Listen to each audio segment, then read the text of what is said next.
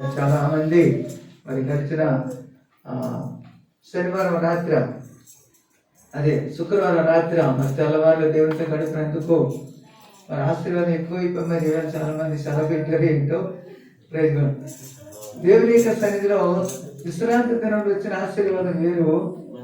Praise ఆ యొక్క hall night prayer లో వచ్చిన ఆశీర్వాదం వేరు. ఏదైనప్పుడు కూడా దేవుడితో మన సహవాసం కలిగి ఉండాలంటే ప్రతి ఆదివారం అది మనకి విశ్రాంతి దినం దేవుడు మనకి ఇచ్చినటువంటి ఈ గొప్ప భాగ్యం. ఎంతో మంది దినం సమయం పోగొట్టుకున్నా కానీ ఆ విశ్రాంతి దినాన్ని మాత్రం ఎవరు మిస్ అవ్వకూడదు. ఎందుకంటే దేవుని యొక్క సన్నిధి ఆ రోజే. ప్రైజ్గాడు ఆ రోజు మీరు పని చేసుకో, 7వ రోజు మాత్రం ఖచ్చితంగా దేవుని సన్నిధికి రావాలి. అది దేవుడు ఆజ్ఞ అది. ప్రైజ్గాడు చూడండి, 10 ఆజ్ఞల్లో ఒక ఆజ్ఞ అది, నీ దేవుడని యెహోవాను పూర్ణ హృదయంతో, పూర్ణ శక్తితో, పూర్ణ బలంతో నీ దేవుడని యెహోవాను సేవించాలి. ఆజ్ఞలో ఒక ఆజ్ఞ. Praise God. కనుక ఈ ఆజ్ఞను మనం వీరిపోతే ఏమొస్తాయి? దేవుని యొక్కత, దేవుని కోపం మన మీదకి వస్తుంది. అది సంపాదించుకోవడానికి కాదు కదా మనం ఇచ్చేది, దేవుని ఆశీర్వాదాలు పొందడానికి వచ్చాం. దేవుని యొక్క సన్నిధిలో సంపూర్ణ సంతోషం, ఆయన కుడి చేతిలో నిత్య సుఖములు ఉన్నాయి. ఆ నిత్య సుఖాలు ఇచ్చే ఆశీర్వాదాలు పొందడానికి మనం వచ్చాం. సరే, ఇప్పుడు దేని పెట్టారా మరి ఇక సమయంలో కొంచెం సమయం ఉంది కాబట్టి క్లుప్తంగా కొన్ని విషయాలు మనం నేర్చుకుందాం. మరి గడిచినటువంటి 2021 సంవత్సరం దేవుడు మనం కాపాడారు. 2022లో మనం ప్రవేశించాం కాబట్టి ఈ 2022లో అనేకమైన ఆశీర్వాదాలు, అనేకమైన అద్భుతాలు మన కొరకు కాసి ఉన్నాయి, పొంచి ఉన్నాయి. దేవుడు ఆశీర్వదిస్తాడు అనే నిరీక్షణతో మనం ఎదురు చూడడం తప్పేం కాదు, మంచిదే. సమాజంలో ఉన్నటువంటి పరిస్థితులు ఎలా ఉన్నాయో ఒకసారి మనం ప్రశ్నించుకుంటే కనుక ఇదేం బిడ్డలారా, సమాజంలో చూడండి భయంకరమైన విపత్తుల మీద విపత్తులు రెడీ అయిపోతున్నాయి. ఒకవైపు తుఫాన్లు, ఒకవైపు రకరకాల తెగుళ్ళు, వ్యాధులు ఇవన్నీ వస్తుండగా మనం ఎలా రెడీ అవ్వాలి, ఎలా దేనికి ప్రిపేర్ అవ్వాలి? ఒకవైపు యేసుక్రీస్తు యొక్క ప్రభువు రాకడకి మనం సిద్ధపడుతూ ఉన్నాం. దేవుని రాకడలో మనం ఎత్తబడాలి. ఆయన రాకడకు ముందు ఏ సూచనలు ఉంటాయో మత్తయి సువార్తలో క్లియర్ గా తేటతెల్లంగా యేసయ్య చెప్పారు. ఆయన రాకడ ముందు ఏమేమి జరుగుతాయో, ఎలా సంభవిస్తూ ఉంటాయో అవన్నీ కూడా యేసుక్రీస్తు ప్రభువు మత్తయి సువార్త 24లో వివరించారు. అలాగే ప్రకటన గ్రంథంలో కూడా పద్మస్తులు యోహాను కూడా అనేకమైనటువంటి విషయాలు యేసు ప్రభు యొక్క రాకడకు ముందు, యేసు ప్రభు వారి యొక్క రాకడకు ముందు జరగబోయే సంభవాల గురించి ప్రకటన గ్రంథంలో కూడా తెలియజేశారు. ప్రియమైన దేవుని బిడ్డలారా, అయితే మనం ఎలా సిద్ధపడుతూ ఉన్నాం? 2022లో దేవుడు నన్ను ప్రవేశింపచేశాడండి. 2022లో దేవుని యొక్క ఆశ్చర్య కార్యాలు నా కుటుంబంలో నేను చూడాలి అనేటువంటి ఆశతో ఎదురు చూస్తున్నామా? లేకపోతే యేసుక్రీస్తు ప్రభు యొక్క రాకడలో మనం ఆయనతో కూడా ఎత్తపడాలని ఎదురు చూస్తున్నామా? దేనికి మనం సిద్ధపడుతూ ఉన్నాం? దేనికి రెడీ అవుతున్నాం? ప్రదేని బిడ్డలారా, ఆశీర్వాదాల గురించి ఎదురు చూడటం తప్పేం నేను చెప్పట్లేదు, కానీ దేవుడు ఆశీర్వదిస్తాడు. తన యందు నమ్మిక వారిని, తన యందు భయభక్తులు గల వారికి దేవుడు తన ఆశీర్వాదాలు ఎప్పుడు ఇస్తాడు. నువ్వు అడగకపోయినప్పుడు చూడండి, మా పరిస్థితిలా ఉంది. మా మనవరాలు ఆ డాడీని అడిగితేనే బట్టలు కొని పెడతారా? ఆ డాడీని మమ్మీని అడిగితేనే భోజనం పెడతారా? లేకపోతే పెట్టరా? అడగకపోయినా పెడతారు కదా. ఆ ఆకలి గుర్తించిన తల్లిదండ్రులు ఖచ్చితంగా పెడతారు. వాళ్ళ గురించి అనేకమైన సిద్ధపరిచి ఉంటారు. ఓకే, ఇప్పుడు పాప ఎదుగుతున్నప్పుడు ఆ పాప ఏ స్కూల్లో జాయిన్ చేయాలి, వాళ్ళకి ఏ ఆటోలో పంపించాలి, లేకపోతే ఎలాగా, అన్ని తల్లిదండ్రుల్లో మనసులో మెదులుతూ ఉంటది. అందుకే కదా మత్తయి సువార్తలో ఏం చెప్తున్నారు? మత్తయి సువార్త 6:5లో మీరు అడగక మునిపే మీ పరలోక ముందు ఉన్నటువంటి తండ్రికి అవన్నీ ఇవ్వాలని తెలుసు అంటారు. మీరు అడగక ముందే తెలుసు ఇవన్నీ మీకు కావాలని తెలియను. ఆయన తెలుసు ఇవన్నీ మనకి ఏవైతే అవసరం, ఏవి ఇవ్వాలో, ఏవి ఇస్తే మనం ఈ లోకాన్ని మనం బ్రతుకుతాం, జీవించి పడితే ఇవన్నీ దేవుడికి తెలుసు. కాబట్టి ప్రియదేవుని బిడ్డలారా, యేసుక్రీస్తు నందు విశ్వసించడం మాత్రమే కాదు, ఈ లోకంలో అనేకమైనటువంటి శ్రమలు కూడా ఎదుర్కొంటూ వాటిని జయించుకుంటూ మనం సిద్ధపడుతూ ఉండాలి. కాబట్టి ప్రియదేవుని బిడ్డలారా, సపోజ్ చూడండి, ఏదో బలహీనత వచ్చింది, హాస్పిటల్కి వెళ్ళడానికి రెడీ అవుతూ ఉంటారు. జాగ్రత్త వినండి, హాస్పిటల్కి వెళ్ళడానికి రెడీ అవుతూ ఉంటారు. హాస్పిటల్కి వెళ్ళడానికి రెడీ అయినప్పుడు తలనొప్పి కదా వచ్చిందని చెప్పేసి తలనొప్పికి సంబంధించినటువంటి డబ్బులు సరిపోతాయి అని చెప్పేసి ఒక 100-200 పాకెట్లు వేసుకుని వెళ్తారా? మన డిజైనర్ సిస్టర్ మరియమ్మ గారు చెప్పారు, మా తమ్ముడికి కడుపు నొప్పి, ఎన్ని నొప్పి ఏదో వచ్చింది, సంథింగ్ కడుపు నొప్పి. ఆవేళ ఎంత ఇచ్చారమ్మా? అదిగో 3000 ఎందుకు ఇవ్వాలి? కడుపు నొప్పి 3000 కడుపు నొప్పి టాబ్లెట్ వేస్తే అయిపోద్ది కదా. కడుపు నొప్పి పూట 2 మాత్రలు వేస్తే మహా అయితే డాక్టర్ ఫీజు ఒక 500 600 సరిపోతుంది కదా. కానీ ఎందుకు పంపించారు 3000 రూపాయలు? ఏంటి జాగ్రత్త ఏంటి? ఆ సిద్ధపాటు ఏంటి? దేనికట కదండి. అంటే దాని అర్థం ఏంటంటే ఇంకా ఏమైనా సమస్య పెరిగితే దాన్ని తట్టుకోగలగాలి, ఇంకేదైనా సమస్య వస్తే దాన్ని భరించగలగాలి. కడుపు నొప్పి కాదు, దానికి ఇంకేదైనా యాడ్ అయిపోతే దాన్ని భరించగలిగినటువంటి ఆ విధంగా సిద్ధపాటు. ఆ కారణాన్ని బట్టి కానీ 3000 రూపాయలు పంపించారు. అలాగే మన లోకంలో మనం జీవించిన జీవన విధానంలో మనం కొన్ని వాటికి సిద్ధపడుతుంటున్నాం. కానీ దైవిక విషయంలో క్రీస్తు రాజ్యానికి చేరవలసినటువంటి మనము ఏ విధంగా సిద్ధపడాలి? లోకంలో మీకు శ్రమ కలుగును అన్నారు యేసుప్రభువు వారు. ఆయనను ధైర్యం తెచ్చుకోండి. కొన్ని రకాల శ్రమలు ఉంటాయి. ఈ 2022లో రకరకాల తెగుళ్ళు రావచ్చు, రకరకాల బాధలు రావచ్చు, రకరకాల శ్రమలు రావచ్చు. మనుషుల ద్వారా వచ్చే శ్రమలు ఉంటాయి, అన్ని నుంచి వచ్చే శ్రమలు ఉంటాయి, లోకస్తుల నుంచి రకరకాలైనటువంటి ఇబ్బందులు కలుగుతూ ఉంటాయి. ఇవన్నీ కూడా వ్యాధులకు ప్రారంభం అని యేసుప్రభువు వారు చెప్పారు. ఇవన్నీ వ్యాధులకు ప్రారంభం. అక్రమం విస్తరించడం చేత అనేకుల ప్రేమ చల్లారిపోతుంటది. కాబట్టి ఇంకా అక్కడి నుంచి అలా మనం కంటిన్యూ చేసుకుంటూ వస్తే అనేకమైన శ్రమల గురించి యేసుప్రభువు వారు చెప్తున్నారు. కాబట్టి ప్రియమైన దేవుని బిడ్డలారా, ఏది ఏమైనప్పటికీ కూడా మన ఆత్మీయ జీవితాన్ని, విశ్వాసాన్ని మనం కాపాడుకోవాలి. అన్నిటికంటే ప్రాధాన్యత ఏంటంటే, అన్నిటికీ ప్రాముఖ్యత ఇవ్వాల్సింది ఏంటంటే విశ్వాసంతో మనం నడుచుకోవాలి. విశ్వాసంతో ఒక్కసారి చూడండి, హెబ్రీకి రాసినటువంటి పత్రిక 11 మొదటి వచనం త్వరగా చదవాలి. ఒక పావు గంటలో చేసుకుందాం. విశ్వాసం అనేది నిరీక్షింపబడు వాటి యొక్క నిజ స్వరూపము, అదృశ్యమైనది ఉన్నవరుటకు రుజువు. ఉన్నవరుటకు రుజువు. Praise God. అది విశ్వాసం ద్వారా మాత్రమే మనది నమ్మశక్యం అవుతుంది. విశ్వాసం ద్వారా మాత్రమే అది నమ్మశక్యం అవుతుంది. విశ్వాసం ద్వారా మాత్రమే అదృశ్యమైనవి మనం చూడలేము కదా. అదృశ్యమైనవి చూడలేము, కానీ ఉన్నవరుటకు రుజువు అంట. ఏంటి? అదృశ్యమైనవి ఉన్నవరుటకు రుజువు. Praise God. ఆ రుజువు అంటే ఏంటి? దేన్ని చూసి మనం నమ్ముతాం? దేన్ని చూసి మనం నమ్మగలం? ఇప్పుడు ఫ్యాన్ ఉంది కాబట్టి కరెంట్ వస్తే ఫ్యాన్ తిరుగుతుందని నమ్ముతాం. సపోజ్ కరెంట్ పోయాక ఏ విధమైనటువంటి మన అంటే మనం ఇక్కడ ఈ లోకంలో ఏర్పరచుకున్నటువంటి ఇన్వర్టర్ సిస్టమ్స్ ఇలాంటివి కొన్ని ఉంటాయి. వాటికి కొన్ని కనెక్ట్ చేసినవి కొన్ని తిరుగుతాయి. కరెంట్ లేనప్పుడు కరెంట్ వస్తే ఫ్యాన్ తిరుగుతుందని నిరీక్షణ ఉంది నీకు. ఫ్యాన్ ఉంది కాబట్టి పని చేస్తుంది, కాబట్టి కరెంట్ వస్తే తిరుగుతుందని నిరీక్షణ ఉంది. మరి కరెంట్ లేకపోతే ఫ్యాన్ తిరగాలని నిరీక్షణ ఎలా వస్తుంది నీకు? అంటే చూసావు కాబట్టి దాన్ని నమ్ముతున్నావు. కానీ చూడక నమ్మితే కదా, అది కదా ధన్యత. అందుచేత ప్రియమైన బిడ్డలారా, విశ్వాసం అనేది మనసుకు మన భూమి మీదకి వచ్చినప్పుడు దేన్ని కనుగొంటారంటే విశ్వాసమును కనుగొంటారు. ఆ విశ్వాసం మనం లోపిస్తే విడబడతాం. విశ్వాసం కలిగి ఉండాలి. కాబట్టి దేవుని బిడ్డలారా, ఈ లోకంలో కలుగుతున్నటువంటి శ్రమను చూసి కృంగిపోవటం కాదు. ఈ లోకంలో కలుగుతున్నటువంటి వాటిని బట్టి మనం నలిగిపోవటం, కృంగిపోవటం అనేది కాదు. అందుకని ఇక్కడ ఏం చెప్తున్నారంటే మొదటి వచనంలో 11 మొదటి వచనంలో విశ్వాసం అంటే నిరీక్షింపబడు వాటి యొక్క నిజ స్వరూపం నిరీక్షించాలి. Praise God. లోకంలో యేసుక్రీస్తు ప్రభువు అతి త్వరలో రానైనాడు. నా ఆత్మీయ జీవితాన్ని ఎలా కట్టుకుంటున్నాను, నేను ఎలా సిద్ధపడ్డాను, ఆయన రాకడలో ఉన్న పరంగా యేసు ప్రభు ఈ రాత్రికి వస్తే నేను ఎత్తపడతానా? ఈ రోజు ఆయన వస్తే నేను ఎత్తపడడానికి సిద్ధంగా ఉన్నానా? నా విశ్వాసం ఎలాగుంది? నా ఆత్మీయ జీవితం ఎలాగుంది? 2022లో ప్రభు నన్ను ప్రవేశపెట్టాడు కదా. 2022లో నా యొక్క విశ్వాస పరిమాణం ఎంత? నా విశ్వాసాన్ని బట్టి నేను పరలోకం చేర్చబడతానా? నా విశ్వాస జీవితంలో వచ్చినటువంటి శ్రమలు తట్టుకోగలిగినటువంటి, ఇబ్బందులు తట్టుకోగలిగినటువంటి విశ్వాసం నాకు సరిపోతుందా అని మనం చెక్ చేసుకొని మన విశ్వాసం గలవారమై ఉన్నామో లేదో మనమే పరీక్షించుకోవాలి. 2 కొరింథీ 13:5 చెప్తారు చూడండి ఒకసారి. త్వరగా చదవండి, త్వరగా. మీరు విశ్వాసం గలవారే ఉన్నారో లేదో మిమ్మల్ని మీరే శోధించుకోండి, చూచుకొనిడి, మిమ్మల్ని మీరే పరీక్షించుకోండి.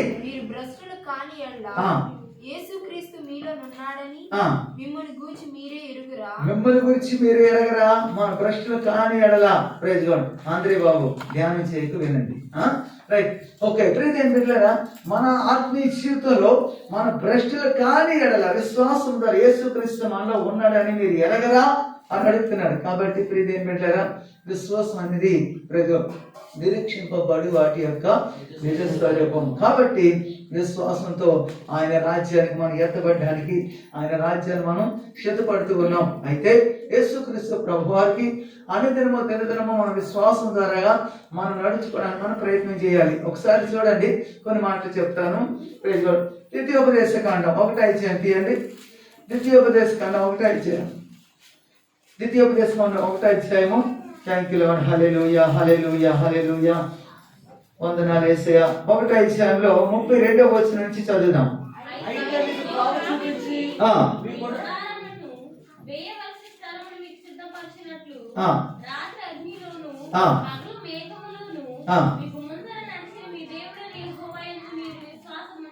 చూసారా ఇక్కడ ఏం జరిగింది? ఇప్పుడు 30వ వచనం చదవమ్మా.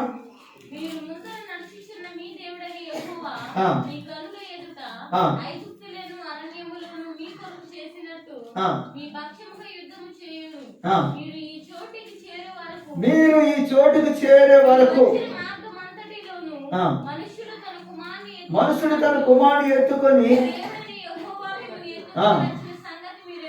మీరు ఎరుగునట్లు మీ దేవుడని యెహోవా మిమ్మల్ని అయితే మీకు త్రోవ చూపించి మీ గుడారములను వేయవలసిన స్థలముని మీకు సిద్ధపరిచినట్లు.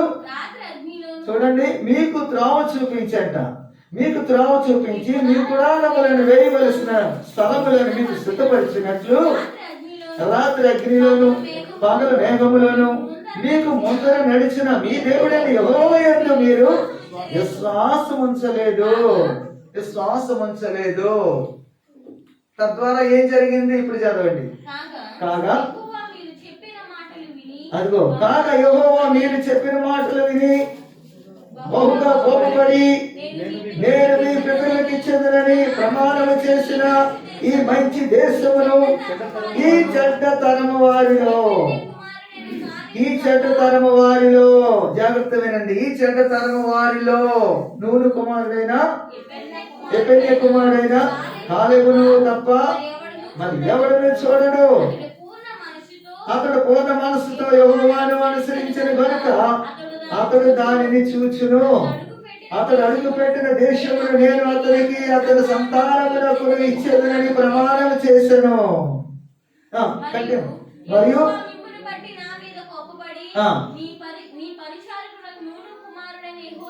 చూసారు ఇక్కడ ఏమంటున్నారు? ఈ మాట చూడండి. మరియు యెహోవా మిమ్మును బట్టి నా మీద కోపపడి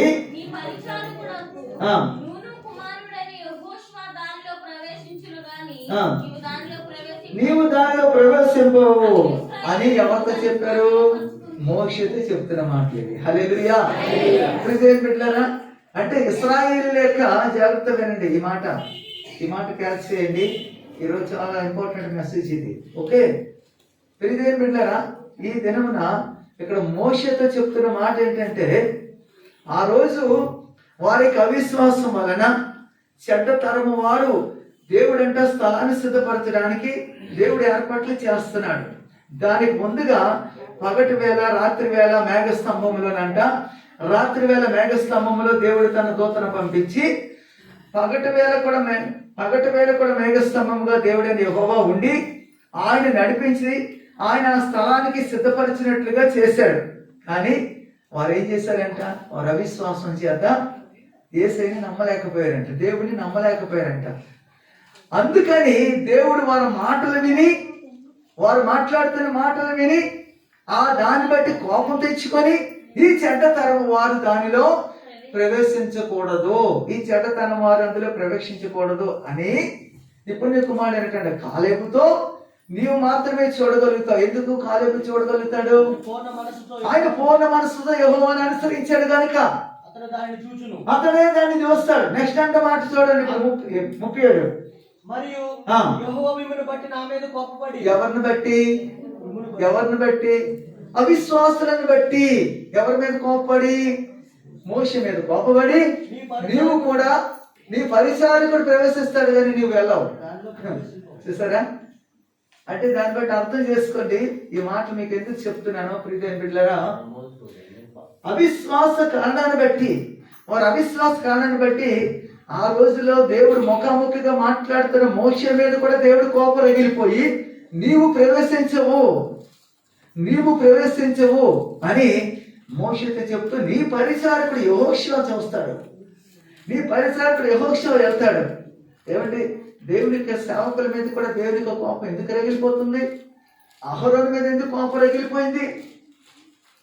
అహరోను మీద ఎందుకు కోపం రగిలిపోయింది? ఆ దినాన అహరోను బంగారు దూడ తయారు చేసి వాళ్ళకి ఇచ్చాడు కాబట్టి కదా, అందుకే మోషే సాగిలి పడ్డాడు. మోషే వెంటనే బతికులాడుకున్నాడు. రెండోసారి సాగిలి పడ్డాడంట. 40 రోజులు 40 భాగాలు ఉపవాసం ఉండి అప్పుడే దేవుని కోపం అహరోను మీద రగిలిపోతుంటే అహరోను నిమిత్తం కూడా ప్రార్థన చేస్తే దేవుడు అహరోను క్షమించి మోసను క్షమించి విడిపించారు. సరే, అయితే నీవు ప్రవేశించవు అని మోషేతో చెప్తున్నాడు. ప్రీతి బిడ్డగా, నిజంగా దేవుని యొక్క సేవకుల్ని దేవుని ఏర్పరచుకున్న వారు కదా. దేవుడు ఏర్పరచుకుంటే మరి ఏర్పరచుకున్నటువంటి సేవకుల మీద ఎందుకు కోపం రావాలి? దేవుని కోపం కారణం ఏంటంటే వారి అవిశ్వాసంగా ప్రిపేర్ అవుతున్నారు. దానికి కారణం నీవే ఉంటావు అని దేవుని యొక్క ఉగ్రత. ఇదేం బిడ్డలారా, ఇర్మియా గ్రంథంలోకి వెళ్తే ఇర్మియా గురించి కొన్ని విషయాలు మీకు తెలియజేస్తాను ఈరోజు. చూడండి, ఇర్మియా గ్రంథానికి వెళ్దాం ఒకసారి. ఇర్మియా 11:19 నుంచి 21 చదవండి త్వరగా. అయితే నేను మొదటి తేబడుచుండు సాధువైన గొర్రె పిల్ల వంటి గొర్రె పిల్ల వలె ఉంటుంది. ఇర్మియా దేవునికి తల్లి గర్భంలో ఉంటుండగానే దేవుడు తను ఏర్పరచుకున్నాడు. ఇర్మియా అంటాడు, నేను బాలుడిని, నేను వెళ్ళలేను అని అన్నగాని దేవుడు విడిచిపెట్టలే. నేను తోడైన బాలుడు అంటావేటి? ఆ దేవుడే తల్లి గర్భంలో నుంచి దేవుడు ఏర్పరచుకున్నాడు. నువ్వు వెళ్తున్న ప్రతి స్థలంలో నీకు చేయనిస్తాను, నీకు ముందుగా నేను వెళ్తాను, నేను బలపరుస్తాను అని ఇర్మియాతో అనేక సార్లు దేవుడు మాట్లాడాడు. ఇప్పుడు ఏమంటాడు చూడండి, ఇర్మియా ఏమంటున్నాడు ఇప్పుడు? అయితే నేను వదకు తేబడుచుండు సాధువైన గొర్రె పిల్ల వలె ఉంటుంది. సాధువైన గొర్రె పిల్ల వలె ఉంటుంది. మనము చెట్టును దాని ఫలమును నశింపజేయుదుము రండి.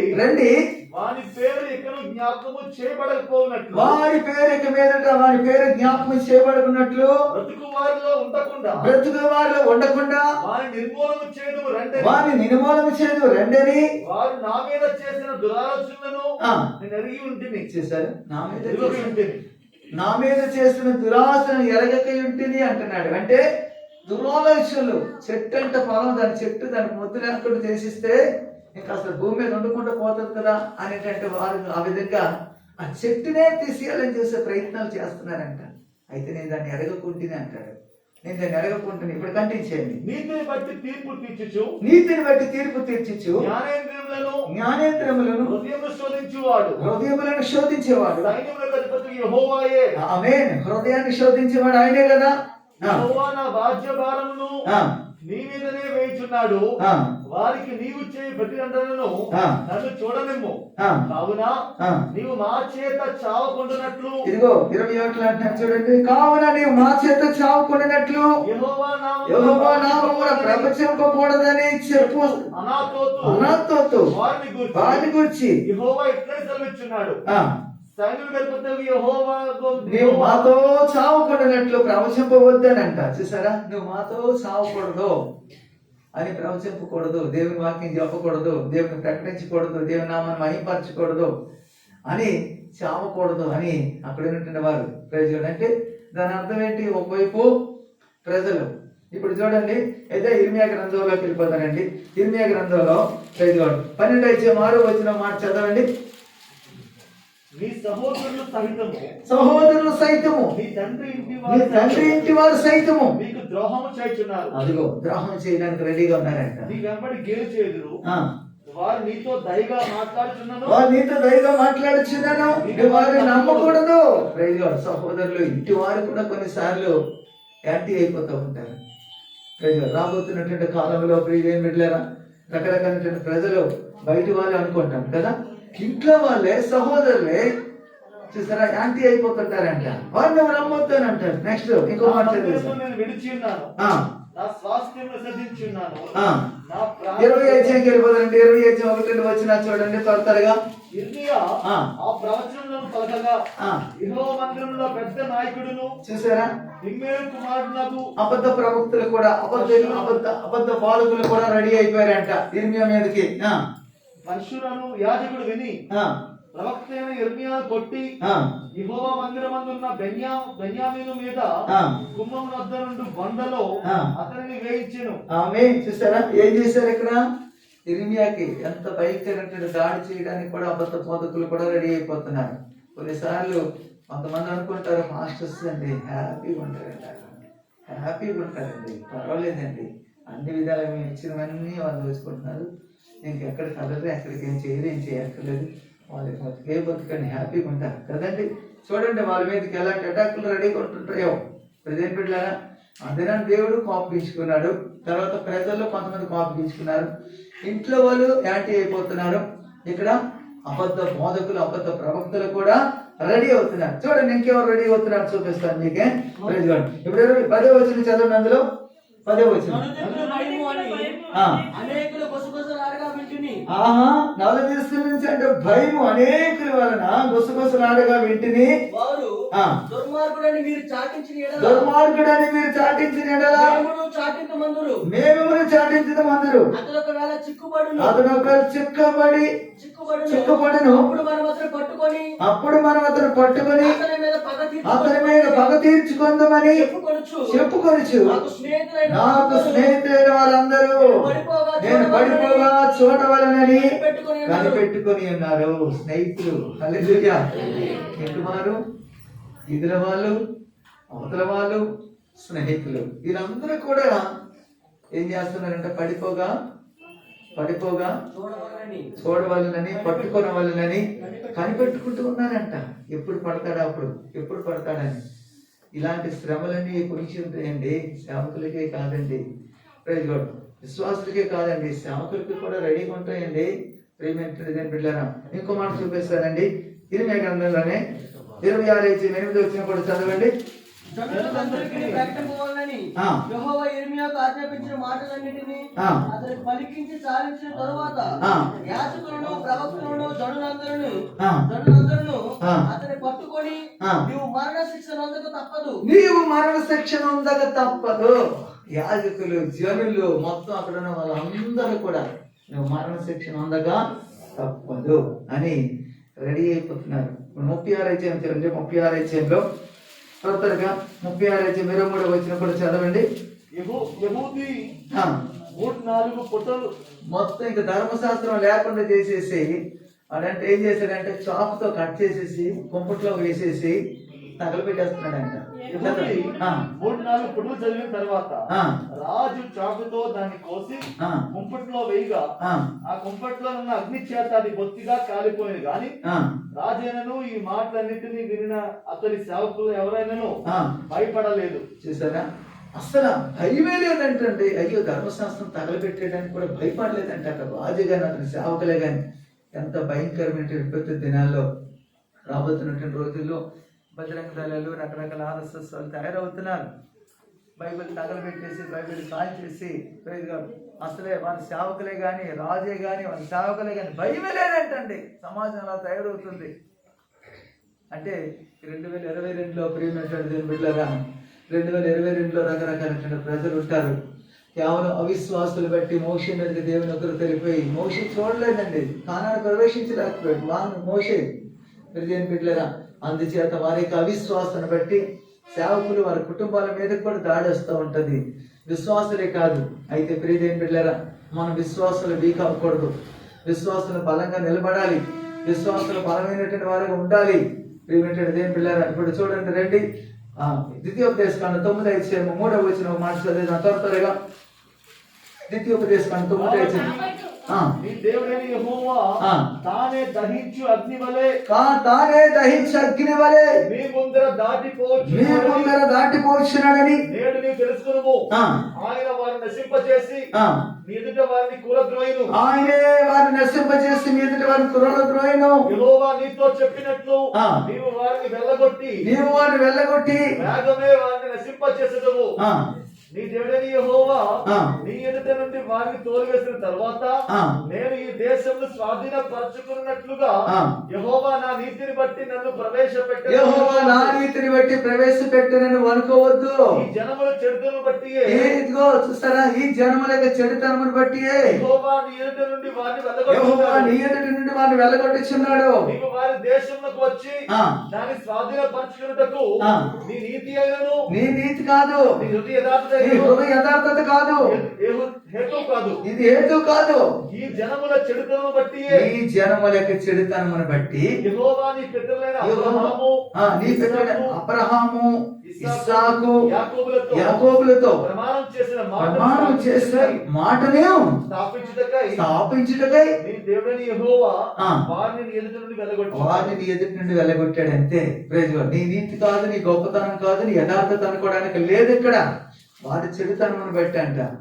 వారి చెడుతనమును బట్టి దేవుడైనటువంటి యెహోవా వారిని ప్రవేశింపనివ్వలేదు. కానీ నీ ఎదుట నువ్వు చేసిన నీతిని బట్టి, నీ యథార్థతను బట్టి అంటానికి లేదు.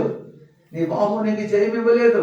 కాబట్టి దేవుడు ఏంటంటే యెహోవా ఆయన కృపా కనికరం గల దేవుడు, కరుణ కటాక్షం గల దేవుడు కాబట్టి, ఆ కృప గల దేవుడు కాబట్టి, ఆయన తన వాచ్యత పూర్ణుడు కాబట్టి ఆయన మన ఎడల జాలి చూపాలని మనం ఆయన బతిమలాడుకోవాలి. మోషే అదే ప్రార్థన చేస్తాడు.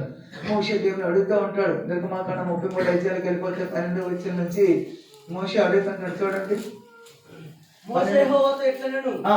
చూడుము చూడుము. ఈ ప్రజలను తోడుకొని పొమ్మని ఆ. నీవు నాతో చెప్పుచున్నావు. నువ్వు నాతో చెప్తున్నావు, నాతో ఎవరు పంపుతావు? నాతో ఎవరు పంపుతావు అనగా చెప్పలేదు. ఆ. నీవు నేను నీ పేరు బట్టి నేను ఎరిగి ఉన్నాను. నీవు ఆ. నా కటాక్షము నీకు కలిగిదని నీవు చెప్పితివి నా కదా. కటాక్షం నీకు కలిగిందని చెప్పితివి కదా. కాబట్టి నీ కటాక్షం నా ఎడల కలిగిన ఎడల ఆ. నీ కటాక్షం నా ఎడల కలుగునట్లుగా ఆ. దయచేసి నీ మార్గము నాకు తెలుపుము. దయచేసి నీ మార్గం నాకు తెలుపు ప్రభువా. అప్పుడు నేను నిన్ను తెలుసుకున్నాను. అప్పుడు నేను నీకు తెలుసుకుంటాను. చిత్తగించుము. చిత్తగించుము. ఈ జనము నీ ప్రజలే కదా ఈ జన్మని ప్రజలే కదా అనిను. అని మోషే అడుగుతున్నాడంట. అందుకు ఆయన నా సన్నిధి నీకు తోడుగా నా వచ్చును. సన్నిధి నీకు తోడుగా వస్తది, నేను నీకు విశ్రాంతి కలుగు చేసేదనగా నేను నీకు విశ్రాంతిని కలిగి చేస్తానని. మోసే నీ సన్నిధి రాని ఎడల ఆ. ఇక్కడ నుండి మమ్మల్ని మోషే తోడు అంటున్నా, నీ సన్నిధి నాతో రాని ఎడల ఇక్కడి నుంచి నన్ను తోడుకొని పోవద్దు ప్రభువా అని అడుగుతున్నాడు మోషే. నా ఎడలను ఆ. నీ ప్రజల ఎడలను నా ఎడల, నీ ప్రజల ఎడల నీకు కటాక్షము కలిగినదని నీ కటాక్షం కలిగినదని దేని వలన తెలియబడును. దేని వల్ల తెలియబడును? నీవు మాతో వచ్చిన వలనే నువ్వు కదా. మాతో వచ్చటం వల్లే కదా. అప్పుడు మేము ఆ. అనగా నేను నీ ప్రజలను ఆ. భూమి మీద ఉన్న సమస్త ప్రజల నుండి ప్రత్యేకింపబడుతుమని ఆ. ఆయనతో చెప్పాను. ఆమె ప్రైజ్ గాడ్. భూమి మీద ఉన్న సమస్త జనుల నుంచి ప్రత్యేకపడి ఉంటామని మోషే దేవుని అడుగుతున్నాడు. కానీ మోషేతో దేవుడు ఏమంటున్నాడు? ప్రైజ్ గాడ్, నా కటాక్ష నీకు ఉంది, నా కటాక్ష నీకు తోడుగా వస్తుంది, నా సన్నిధి నీకు తోడుగా వస్తుంది. ప్రైజ్ గాడ్ అని చెబుతూ మోషేని ఎంకరేజ్ చేస్తున్నారు. కానీ ఆ దినాన మోషే బలపడ్డాడు. తన ప్రజలందరినీ కూడా ఒక నది దాటించేశాడు. ఎక్కడ? యోర్దాను నది దాటించాడు. అక్కడ ఎర్ర సముద్రం దాటించాడు. చివరికి వచ్చేసాడు, తీసుకొచ్చాడు. కానీ దేవునికి పాపం మోషే మీద నుంచి వారికి అవిశ్వాసాన్ని బట్టి దేవుని కటాక్షం అయితే ఉంది, కటాక్షం ఉంది. కరుణ వాచ్యత గల దేవుడు. ఇంకా కిందకి మనం చదివినట్లయితే ఆయన కరుణ కటాక్షం గల దేవుడని ఆ కిందకి అలా రాయబడి 17వ వచనం వరకు మనం అలా చదివినట్లయితే అక్కడ కనపడుతూ ఉంటది. కాగా యెహోవా ఆ. నీవు చెప్పిన మాట చొప్పున చేసేదను. ఆ. నీ మీద నాకు కటాక్షం చూసారా? కలిగినది. మోషేతో దేవుడు చెప్తున్నాడు, యెహోవా ఏమంటున్నారంట, నీవు చెప్పినట్టు నేను చేస్తాను, నీ మీద నాకు కటాక్షం కలిగినది. నీ మీద నాకు కటాక్షం కలిగింది, నీ పేరును బట్టి నేను ఎరుగుదునని నీ పేరుని బట్టి నేను ఎరుగుదును. మోషే చెప్పగా మోషేతో చెప్తున్నాడు దేవుడైన యెహోవా. ఇదేం బిడ్డలారా, కొన్నిసార్లు దేవుడు బలపరుస్తారు, ధైర్యపరుస్తారు. నా కటాక్ష నీకు ఉంటుందని చెప్తున్నారు. కానీ బిడ్డలారా, కొన్నిసార్లు మన యొక్క అవిధేయత, అవిశ్వాస కారణాన్ని బట్టి, దానికి కారకులైనటువంటి వారిని బట్టి కూడా దేవుడు వారిని శిక్షిస్తుంటారు. ఆ శిక్ష సేవకుల మీద కూడా వస్తుంటది. సేవకులకి కంఫర్ట్ గా ఉంటారని, కంఫర్టబుల్ గా ఉన్నారని అని చెప్పి అనుకోవడానికి లేదు. వారి అవిశ్వాసాన్ని బట్టి దేవుడంట సేవకుల మీద కూడా రకరకాలుగా కొన్ని రకాల శ్రమలు, కొన్ని రకాల బాధలు ఎదురవుతాయి. కాబట్టి 2022లో ప్రియమైన బిడ్డలారా, రకరకాల శ్రమలు వచ్చినా కానీ మనం ఎదుర్కోవాలి, సిద్ధపడాలి. మన ఆత్మీయ జీవితంలో విశ్వాసాన్ని మనం కోల్పోకుండా మనం కలిగిన దాన్ని గట్టిగా పట్టుకోవాలి. రెండు మాటలు చెప్పి ముగించేస్తాను త్వరగా. ఇది మీ గ్రంథంలోకి అందారండి. 11వ అధ్యాయము 6వ వచనం తీయండి త్వరగా. యెహోవా నాకు సెలవిచ్చింది ఏమనగా, నీవు యూదా పట్టణములోను యెరూషలేము వీధుల్లోను హెబ్రీకి రాసిన పత్రిక హెబ్రీకి రాసిన పత్రిక త్వరగా విశ్వాసము లేకుండా ఆ. దేవుడు ఇష్టుడై ఉండుట అసాధ్యం. చూడండి, విశ్వాసం లేకుండా దేవుడికి ఇష్టంగా ఉండటం అసాధ్యము. దేవుని యొద్దకు వచ్చువాడు దేవుడి ఎదుకు వచ్చేవాడు ఆయన ఉన్నాడని తన వెతుకోవాలని పాలన దయచేవాలని నమ్మవాలని కదా. విశ్వాసమును బట్టి ఆ. నోవాహు అది వరకు చూడని సంగతులను గూర్చి ఆ. దేవుని చేత దేవుని చేత హెచ్చరించబడ్డాడు. అది వరకు చూడండి సంగతులు బట్టి నోవాహు దేవుని చేత హెచ్చరించబడ్డాడు. నోవా ఎప్పుడైనా చూసాడా? జలప్రళయం వస్తుంది, జలప్రళయం వస్తుంది, జలప్రళయం ద్వారా భూమి మీద ఉన్న సకల జీవులు నాశనం అయిపోతాను, నశింప చేస్తాను అని చెప్పి దేవుడు చెప్పాడు. అంతకుముందు ఏమైనా నోవాహు చూసాడా? ఆ పలానా విధంగా వచ్చింది, ఆ రోజు వచ్చింది కాబట్టి అదే జలప్రళయం ఇప్పుడు వస్తుంది, మరేం తిరగలేదు అని గుండె ధైర్యం గుండె నింపన చేసుకొని ఉండడానికి ఏమైనా చూశాడేంటి? లేదే. మరి ఎలా చూశాడు? అది వరకు చూడని సంగతులు బట్టి ఆయన ఏం చేశాడంట?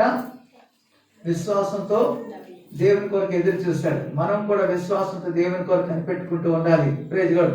మన నిత్య రాజ్యాలు మనం ప్రవేశించడానికి అందుకే అంటాడు హెబ్రీకి రాసిన పత్రిక 13:14 కూడా. Praise God. చూడండి, నిలువరమైన పట్టణము నిలువరమైన పట్టణము మనకి ఇక్కడ లేదు, కానీ ఉండబోచున్న దాని గురించి ఎదురు చూస్తున్నాము. నిలువరమైన మనకి ఇక్కడ లేదు, ఉండబోచున్న దానికి మనం ఎదురు చూస్తున్నాం. కాబట్టి ఆయన ద్వారా మనము ఆ. దేవునికి ఎల్లప్పుడూ ఆ. స్తుతియాగము చాలు. Praise God. నిలువరమైన పట్టణం మనకి ఇక్కడ లేదు, ఉండబో దాని గురించి మనం ఎదురు చూస్తున్నాం. ఆ నిరీక్షణ కలిగినటువంటి వారంగా విశ్వాసం లేకుండా మనం దేవునికి ఇష్టలుగా ఉండలేము. Praise God. ఇప్పుడు 6:11 వచ్చిన చదవండి హెబ్రీకి రాసిన పత్రిక. విశ్వాసమును బట్టి ఆ. సారాయు ఆ. వాగ్దానము చేసిన వాడు నమ్మదగిన వాడని ఎంచుకొనిన మీరు మందులు కాక విశ్వాసం చేతను. ఆ. చూడండి, మీరు మందులు కాక విశ్వాసం చేతను ఓర్పు చేతను వాగ్దానములు స్వతంత్రించుకొని వారిని పోలి నడుచుకున్నట్లుగా మీరు ప్రతివాడు మీ నిరీక్షణ పరిపూర్ణ నిమిత్తము మీరు ఇదివరకు కనపరిచిన ఆసక్తి తొదమట్టుకు కనపరచవలనని అపేక్షించుచున్నాము. హల్లెలూయా. 2021లో నువ్వే నిరీక్షణ అయితే కనిపెట్టుతావు, ఆ నిరీక్షణ 2022లో పరిపూర్ణం అవడానికి. ప్రియదేని పెట్టారా, 2021లో దేని గురించి నువ్వు కనిపెట్టావో దాన్ని పొందుకోలేకపోయావో ఆ ఆసక్తి ఏం చేయాలన్నారు? తొదమట్టుకు దాన్ని కొనసాగించాలంటే. మరి చదవండి ఆ మాట ముగించేసుకోండి. మీరు మందులుగా ఉండద్దు. 2022లో అవ్వలేదండి, 2021లో అవ్వలేదండి, 2021లో కనిపెట్టడానికి వేస్ట్ అండి అని హృదయాన్ని మందపరుచుకోవద్దు. ఉపవాస ప్రార్థనలు పెట్టాం, అది అవ్వలేదు. ఎన్నో 3-4 ఉపవాస ప్రార్థనలు జరిగాయి 2021లో, అది అవ్వలేదు, పొందుకోలేకపోయాం. ఇంక 2022లో ఏం పొందుకుంటాంలే అని మీరు అవిశ్వాసం చెందద్దు, అవిశ్వాసాలుగా మారద్దు. విశ్వాసం పెంచుకుందాం, విశ్వాసానికి పదులు పెడదాం, విశ్వాసం పెట్టుబడి చేసుకుందాం. అందుకే ఇక్కడ ఏమంటున్నాడంటే మీరు మందులు అవ్వద్దు, విశ్వాసం చేత ఓర్పు చేత వాగ్దానాన్ని స్వతంత్రించుకొని వారిని పోలి. వాగ్దానాన్ని స్వతంత్రించుకున్న వారు ఎవరైనా ఉన్నారా? లేరా? ఉన్నారు. ప్రియదేమిట్లేరా, ఆ కింద మనలో చదివితే ఎవరెవరు ఉన్నారు? దేవుడు అబ్రహామునకు వాగ్దానం చేసినప్పుడు ఏ గొప్పవాని తోడు అని ప్రమాణం చేయలేదు కదా. ఆ దేవుడు అబ్రహాం దేవుడు వాగ్దానం చేసినప్పుడు అతనికి రమారమి 2 వయసే, 90 సంవత్సరాల వయసే. కానీ 75 సంవత్సరాలు అతను పిలిచాడు. శారాకు 90 సంవత్సరాలు వచ్చింది, అంతవరకు పిల్లలు లేరు. కానీ ఆ వాగ్దానం గురించి నిరీక్షణ కలిగి ఉన్నాడు కాబట్టే కదా వాగ్దానం స్వతంత్రించుకున్నారు. వాగ్దానం స్వతంత్రించుకున్న వాళ్ళు ఎంతమంది లేరు? వాగ్దానం స్వతంత్రించుకున్న వారిని పోలి ఏమంటున్నారు ఇక్కడ? నడుచుకున్నట్లు మీరు ప్రతివాడు మీ నిరీక్షణ ప్రైజ్ గా దేని గురించి నిరీక్షిస్తున్నారు?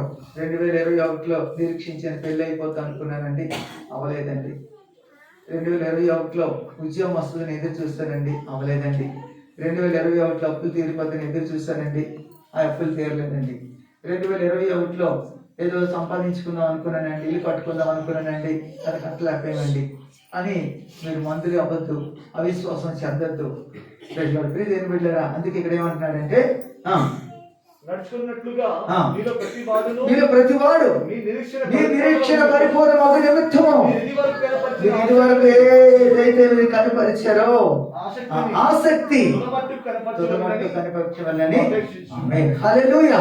కాబట్టి ప్రేమ దేని బిడ్డరా, వాగ్దానాన్ని చేస్తున్న వాడు నమ్మదగిన వాడు.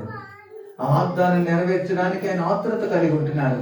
కాబట్టి ఆయన శుభ వాగ్దానాలు ఎన్నెన్ని కూడా అన్ని కూడా అవునన్నిటికీ చేశాడు. మోషే కాలంలో దేవుని లేఖనాలను మనం పెడుతున్నటువంటి ఆ యొక్క శుక్రవారం నైట్ మనం విన్నాము. తెల్లవారుజామున ప్రియదేవుని బిడ్డలారా శుభ వాగ్దానాలు మొదటి రాజుల గ్రంథంలో 8:56 వచ్చిన మనం చూసాము. ఆ వాగ్దానాలన్నీ కూడా మనకి జీవితాల్లో ఆయన నెరవేర్చుతాడని విశ్వాసంతో, అవిశ్వాస కారణాన్ని బట్టి వాళ్ళకి ప్రదర్శించలేదు. తద్వారా సేవకుల మీదకి దేవునికి కోపం వచ్చింది. కారణాన్ని బట్టి వాళ్ళందరూ కూడా దేవుని కృత పాత్రలు అయ్యారు. కాబట్టి ప్రియదేవుని బిడ్డలారా అలాగుండొద్దు. మనందరూ కూడా విశ్వాస వీరులుగా విశ్వాసంతో విశ్వాసం అనేది ఉన్నవారిటకు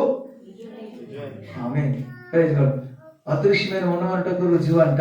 విశ్వాసం నిరీక్షింపబడి వాటి యొక్క నిజస్వరూపం, నిరీక్షింపబడి వాటి యొక్క నిజస్వరూపం. ఈ 2022 నిరీక్షణ కలిగి ఆ నిరీక్షణ పరిపూర్ణం అవ్వడానికి మన వాగ్దానాన్ని స్వతంత్రించుకుని వారిని పోలి, వారు వాగ్దానం స్వతంత్రించుకోవడానికి ఏం చేశారు?